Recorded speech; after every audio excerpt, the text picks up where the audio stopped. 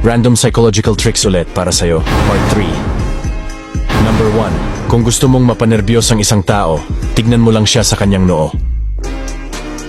Number 2. Kung napapansin mo sa isang tao na sa bawat sitwasyon ay iniinis ka at pagkatapos ay sasabihing nagjo-joke lang siya, ibig sabihin nito ay ayaw ka niya.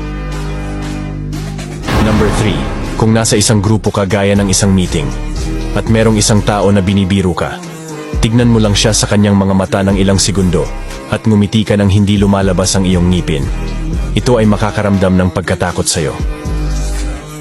Number 4. Kapag sinusubukan mong matulog at hindi ka makatulog, mag-focus ka lang sa isang bagay na hindi gumagalaw at magbilang ka ng 1 to 300. Number 5. Kung may isang tao na sumasabay sa pagsasalita habang ikaw ay nagsasalita, magpatuloy ka lang sa pagsasalita hanggang sa matapos ka. Makakaramdam siya ng pagkahiya at nagpapataas din ito ng respeto sa'yo.